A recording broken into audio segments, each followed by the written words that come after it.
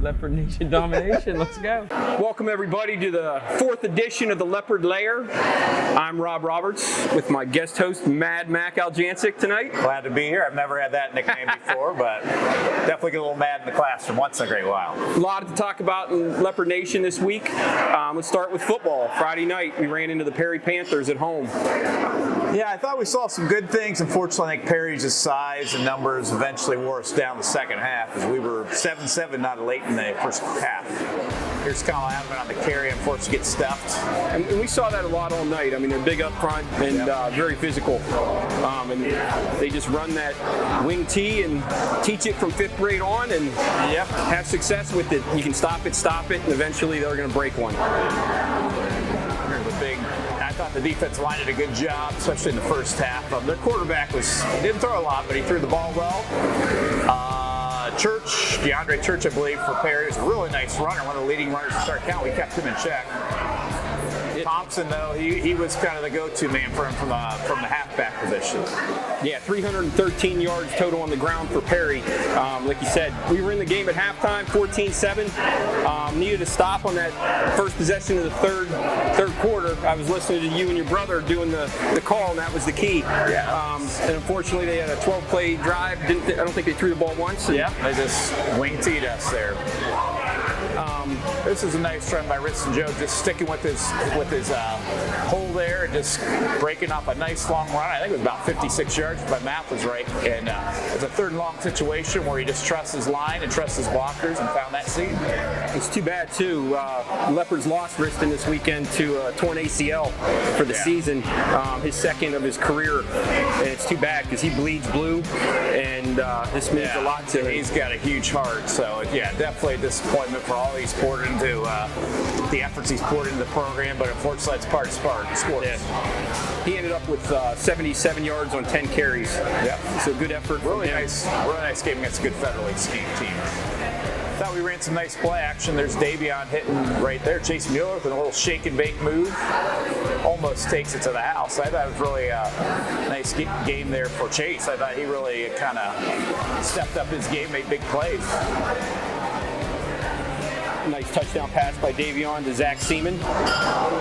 He did a good job just waiting, stayed poised, and found the open spot and hit his clutch man Zach, Zach unfortunately got dinged up, and I think he's out this week as well. Nah, actually, he's back. Oh, good. He was cleared to play, and I think he's going to go one way this week. So. Okay.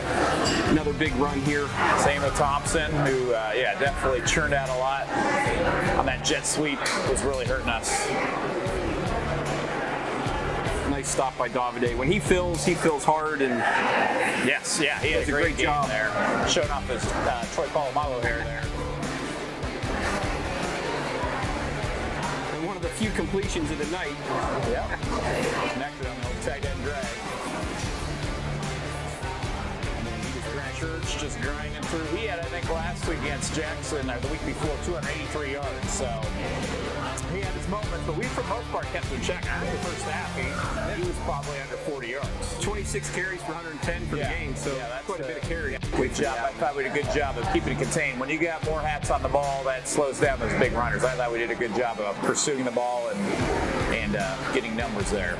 So number 75 for Perry was a Hildebrand. Yeah, Bill Hildebrand was I think he graduated in 1995, played at Akron. He was a Division I football player, big part of, I think we ran off about 2 straight years undefeated seasons. And Bill was a huge part of that, literally and figuratively. There's Davion Cruz, nice pass to Brandon Jackson. Yeah. Get a little horse collar there. There you go. Brandon's kind of like, I'm trying to think who our Browns little receivers back in the day were. Brian Brennan. There you go. Our jet sweep. Yep, went for nothing. The jet got landed there. the bomb. Little miscommunication on defense, and Cam Gill for number 17 for Perry, wide open. Yeah, and that's what the wing tee does. It lulls you to sleep coming up and just trying to get stops, and they get those DBs eyeing the backfield too much, and you get caught with your hands in the cookie jar. Big Cam Brazick here with the big paw. Yeah. That down. With one hand. That looked like the Kimmy Matumbo. Not today. Chase Mueller again. Nice catch. Chase making some major balling plays there, kind of reaching back for that catch. Nice throw by Davion Rondo's against his body. Davion was 8 for 13, 98 yards and a touchdown. One thing the Leopards didn't do this week, which we've done in the past, no turnovers. Yep. That keeps you in ball games. There's Brian Brennan, or there you go. Jackson again. Jackson there. There's a beautiful run. Mike Connor finishes off with a great cutback. This is like Tecmo Bowl, Super Tecmo Bowl. Bo Jackson there. Will not be denied. And there's his touchdown, 87 yards, 11 carries, 1 touchdown. Pretty sight there. He's definitely got some talent, and he's the guys who can hit home runs with that speed and that strength and that shake and bake. That brings us to this week, Mac. Green Bulldogs at Green.